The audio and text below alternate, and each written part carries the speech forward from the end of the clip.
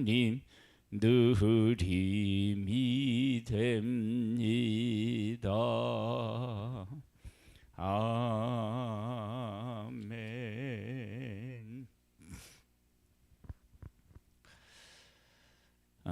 고넬료, 이방인 고넬료가 교회 내에서 공식적으로 인정을 받게 되는데, 그 과정에 대한 이야기를 오늘 함께 나누어 보겠습니다. 가이사랴에 고넬료라 하는 사람이 있으니 이달리아의 부데라 하는 군대의 백부장이라. 그래서 이방인이었고 또 이스라엘을 지배하고 있는 그 로마의 백부장이다. 그러면은 이 사람이 하나님의 백성으로서 인정받기는 어려운 부분이 분명히 존재하죠. 그가 경건하여 온 집안과 더불어 하나님을 경외하며 백성을 많이 구제하고 하나님께 항상 기도하더니, 이것은 한 사람의 신앙의 어떤 상태를 말한다, 이렇게만 이야기할 수가 없습니다.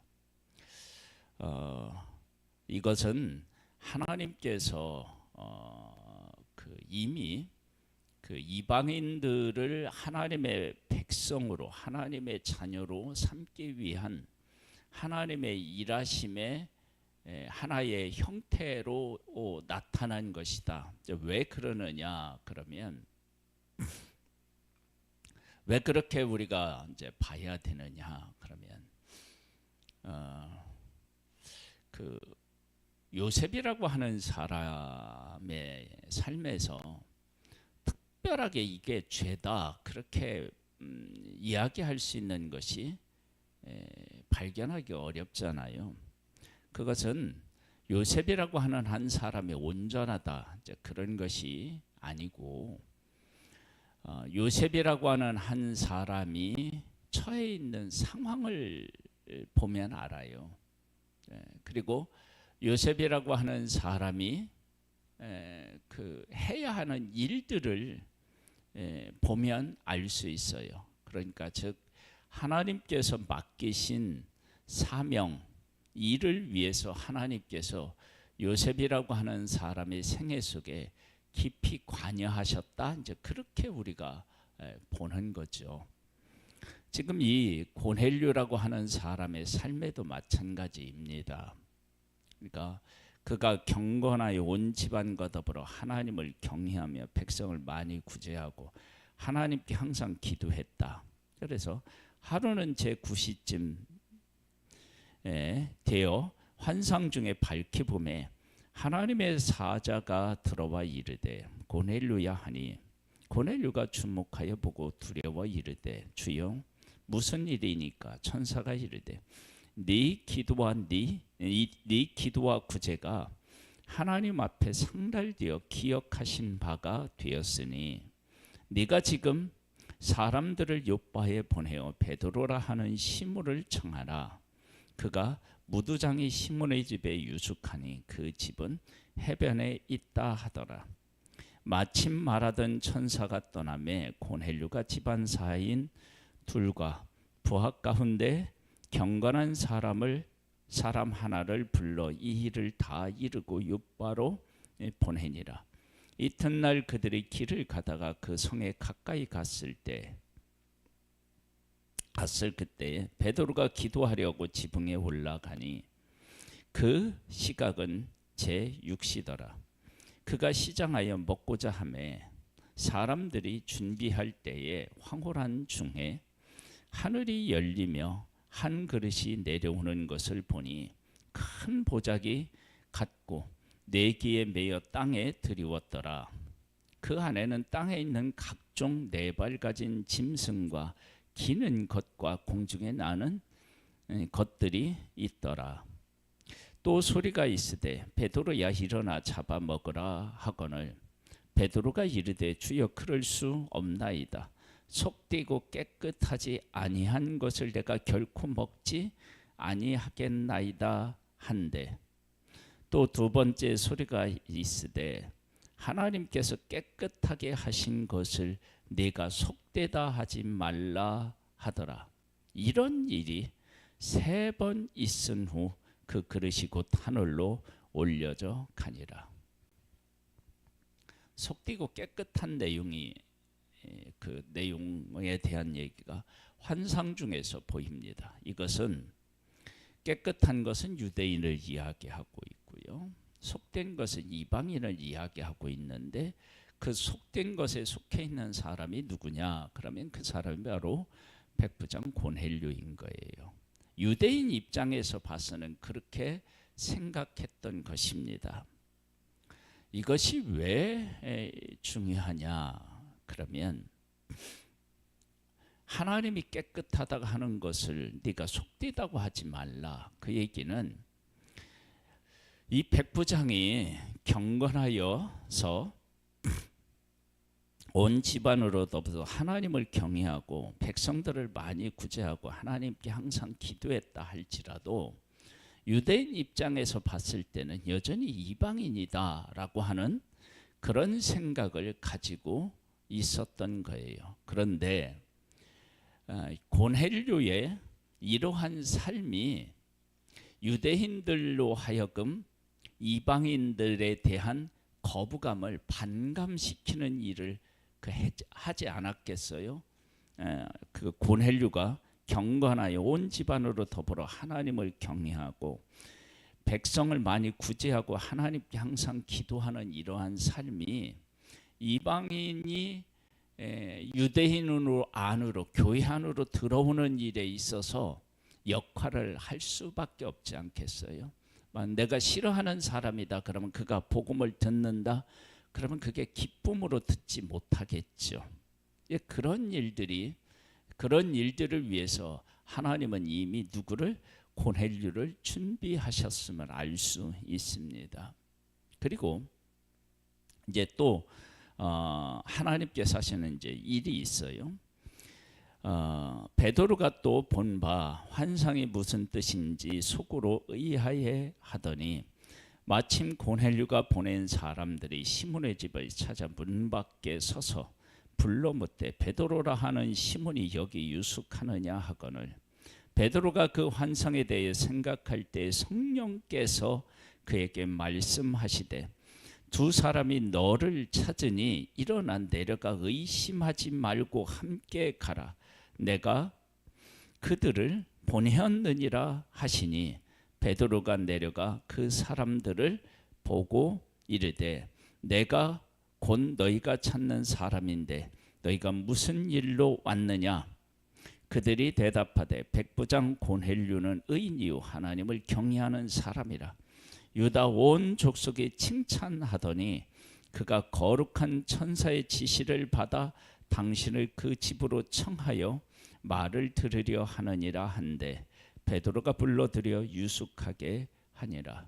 그러니까 베드로를 하나님께서 이제 복음이 그 예루살렘과 유다와 사마리아와 땅 끝까지 그 예수 그리스도로가를 알아야 되지 않아요? 그때 이제 하나님께서 그 구약과 신약의 그 중간 지대에 하나님이 일하셨다. 그러니까 이제 뭐 보이지 않지만 역사를 주관하신 하나님 뭐 이렇게 이야기하듯이 우리가 이제 지금 그 고넬료의 그 삶 속에 하나님이 개입하셔서 이방인들에게 복음이 전해져야 되는데 유대인들과 이방인 사이에 너무 이 벽이 두껍고 높아요. 그것을 허물기가 쉽지 않잖아요. 그러니까 하나님께서 고넬료라고 하는 한 사람을 이미 준비하셔서 유대인들 하여금 고넬료에 대해서 뭐라고 그럴까 반감을 갖지 아니하고 그 받아들일 수 있는 그러한 일들을 이미 하신 거죠. 그리고 나서 성령께서 베드로에게 또 말씀을 하시는 거예요. 가라. 환상을 보여주시고 또 고넬료가 보낸 사람이 왔고 가라고 얘기를 하고 이 모든 일들, 즉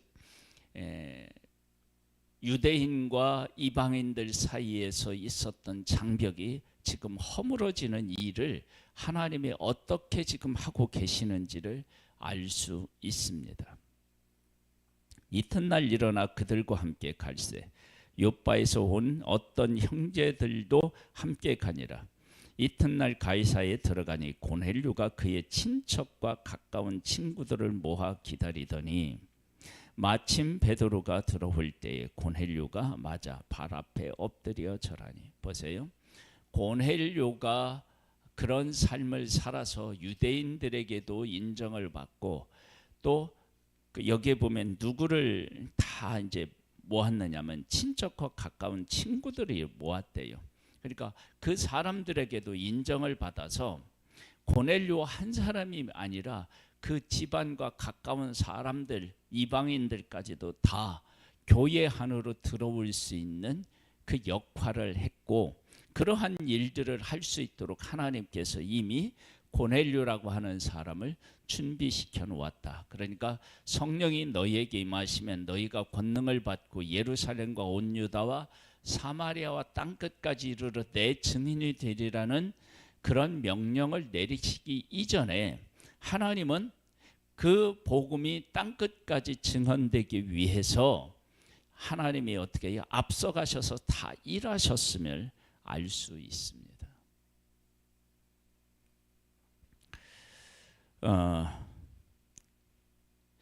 이튿날 기다리더니 마침 베드로가 들어올 때에 고넬료가 맞아 발 앞에 엎드려 절하니 베드로가 일으켜 이르되 일어서라 나도 사람이라 하고 더불어 말하며 들어가 여러 사람이 모인 것을 보고 이르되 유대인으로서 이방인과 교제하며 가까이 하는 것이 위법인 줄은 너희도 알거니와. 이런 상태에 있었던 거예요. 하나님께서 내게 지시하사 아무도 속되다 하거나 깨끗하지 않다 하지 말라 하시기로 하나님이 다 준비하셔서 하신 거예요. 부름을 사양하지 아니하고 왔노라. 묻노니 무슨 일로 나를 불렀느냐. 고넬료가 이르되 내가 나흘 전 이맘때에 내 집에서 제 굿이 기도를 하는데 갑자기 한 사람이 빛난 옷을 입고 내 앞에 서서 말하되 고넬료야 하나님이 네 기도를 들으시고 네 구제를 기억하셨으니 사람을 요바에 보내어 베드로라 하는 시몬을 청하라. 그가 바닷가 무두장의 시몬의 집에 유숙하느니라 하시기로 내가 곧 당신에게 사람을 보냈는데 오셨으니 잘하였나이다. 이제 우리는 주께서 당신에게 명하신 모든 것을 듣고자 하여 다 하나님 앞에 있나이다. 자 보세요. 31절에 보면 하나님이 고넬료를 받으셨어요. 하나님은 이미 받으셨어요. 근데 그렇게 하나님이 이방인을 받으신 것을 교회를 이끄는 베드로도 아직 그런 준비가 안 돼 있고 자세가 안 돼 있는 거예요. 그래서 하나님이 받으신 것을 누구를 통해서요? 베드로를 통해서 이제 베드로가 받고 초대교회 성도들이 다 받을 수 있도록 하나님이 일하시는 거예요. 베드로가 입을 열어요 말하되 내가 참으로 하나님은 사람의 외모를 보지 아니하시고, 이방인을 얘기하잖아요. 각 나라 중 하나님을 경외하며 의를 행하는 사람은 다 받으시는 줄 깨달았도다. 이제 알게 되는 거죠. 만유의 주 대신 예수 그리스도로 말미암아 화평의 복음을 전하사 이스라엘 자손들에게 보내신 말씀 곧 요한이 그 세례를 반포한 후에 갈릴리에서 시작하여 온 유대에 주로 전파된 그것을 너희도 알거니와 하나님인 나사렛 예수에게 성령과 능력을 기름 붓듯 하셨음에 그가 두루 다니시며 선한 일을 행하시고 마귀에게 눌린 모든 사람을 고치셨으니 이는 하나님이 함께 하셨습니다.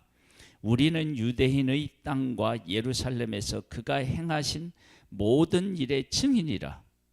그를 그들이 나무에 달아 죽였으나 하나님이 사흘 만에 다시 살리사 내시되 모든 백성에게 하신 것이 아니요 오직 미리 택하신 증인 곧 죽은 자 가운데서 부활하신 후 그를 모시고 음식을 먹는 우리에게 하신 것이라. 그러니까 자기들에게 성령이 나타났는데 그렇게 특별한 아무거나 아니라 특별한 자기들에게 나타났는데 그러한 나타남이 이방인 고넬료에게도 지금 나타나고 있다. 이제 그런 것들을 이제 연결시켜서 우리가 생각해 보면 되는 거예요. 우리에게 명하사 백성에게 전도하되 하나님이 살아있는 자와 죽은 자의 재판장으로 정하신 자가 곧 이 사람인 줄을 증언하게 하셨고 이에 대하여 모든 선지자도 증언하되 그를 믿는 사람들이 다 그의 이름을 힘입어 제사함을 받는다 하였느니라. 그 이름을 힘입어 이제 제사함을 받는데 그러면 이제 베드로가 이 말을 할 때에 어떻게 했다고요? 성령이 말씀 듣는 모든 사람에게 내려오시니, 이 성령이 내려왔다라고 하는 것은 초대교회에 의미하는 바가 대단히 커요. 왜? 예수님하고 그 제자들이 3년 동안 함께 했었는데 예수님이 십자가를 지실 때 예수님이 왜 십자가를 지시는지도 몰랐고 그래서 다 도망갔다고요. 그런데 성령이 임하게 되자 그들이 예수 그리스도의 십자가의 의미, 예수님의 말씀에 대한 그 의미, 예언의 성취 뭐 이런 모든 것들을 밝히 깨달아 알아서 증인으로서의 삶을 살 수 있게 성령이 역사하셨잖아요. 그러니까 성령이 역사해서 자기들도 예수 그리스도를 알고 증인의 삶을 살 수 있었는데 그 성령께서 이방인들에게도 임했다. 그러면 그 성령이 하시는 일을 어떻게 감히 초대교회에서 거부할 수 있고 아니다라고 할 수 있겠느냐는 거예요. 없죠. 그러니까 확실하게 성령의 역사가 일어났다 그러면 이것은 하나님의 일이고 우리가 이 일은 거부할 수 없고 받아들여야 된다라고 하는 것을 이들이 고백할 수밖에 없는 거예요. 그래서 베드로와 함께 온 할례 받은 신자들이 이방인들에게도 성령이 부어주심을 말미암아 어떻게 했죠? 놀랐던 거예요. 놀랐다는 얘기는 이들은 그들이 성령을 받아야 할 존재라고 하는 것을 인정하지 않았고 기대하지도 않았다라고 하는 거죠. 이는 방언을 말하며 하나님의 높임을 들음이러라. 하나님을 높이고 또 자기들이 얘기해 있었던 방언이 임하고 이에 베드로가 이르되 이 사람들이 우리와 같이 성령을 받았으니 누가 능히 물로 세례 베품을 금하리요 하고 명하여 예수 그리스도의 이름으로 세례를 베풀라 하니라. 그들이 베드로에게 며칠 더 머물기를 청하니라.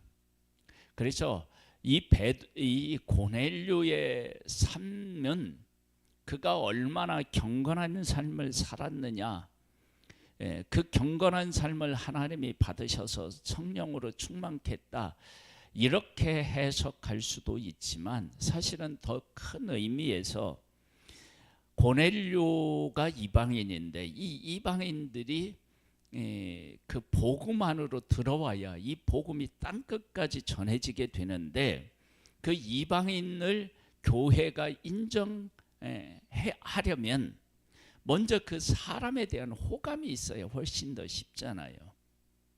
그래서 그의 삶을 하나님이 주관하셔서 유대인들에게도 인정을 받고 자기 친척들에게도 인정을 받고 가까운 그 친구들에게도 인정을 받도록 하나님이 일하셔서 그를 준비시켜서 복음이 이방원으로 전해지는 것들이 그렇게 어려운 난간에 부딪히지 않고 쉽게 전해질 수 있도록 하나님이 일하셨다.